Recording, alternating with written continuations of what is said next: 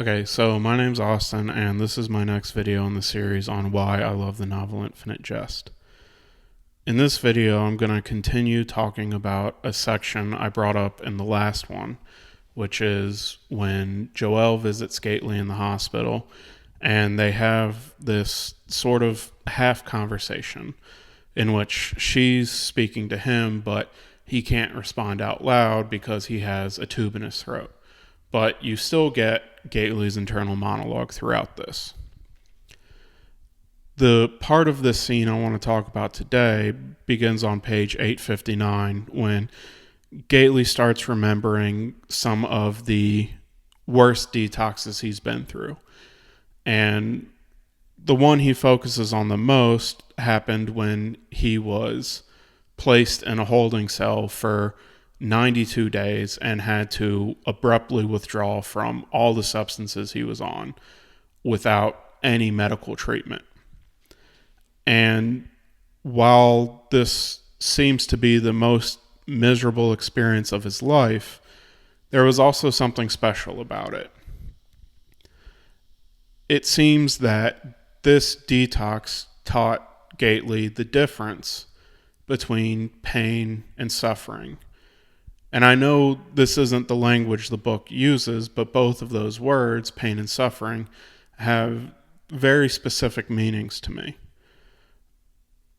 Pain, for me, is an instantaneous sense of discomfort. And when I say discomfort, I'm not trying to underplay anything, because it can be extreme. Pain can be extreme. But all it is that instantaneous sensation. And pain, no matter how bad it gets, isn't suffering. Pain by itself isn't suffering. For me, suffering is what happens when a person tells themselves the pain they're in is a problem that must be solved, that they can't continue to go on living in the pain they're in. A word that the section of the novel does use repeatedly is abide, and abiding with the situation you're in. For me, suffering is what happens when a person can't abide with the pain they're in. One of the things that makes this detox separate from all the others for Gately is that there was nothing he could do to improve his situation, right? He was stuck in that holding cell. So there was nothing he could do to change what he was going through. And because there was nothing he could do, he stopped trying to solve the pain he was in. That he would just lie on the floor of the holding cell and deal with the pain as it came to him. And when he was doing this, he found he was interfacing with this pain in a new way. And one of the things he learned is that pain, as an instantaneous experience, is never unendurable, because there is no individual moment that cannot be endured. No matter how terrible it seems, no individual moment is unendurable. What is unendurable is telling yourself that you can't make it through the situation you're in. One of the most interesting descriptions that Gately includes in his internal monologue here is when he's talking about the detox and he says, being incapable of going through it, but having to do so anyway, right? Having to go through it, even though you're telling yourself you can't do it, having to go through it shows you what you're really capable of enduring.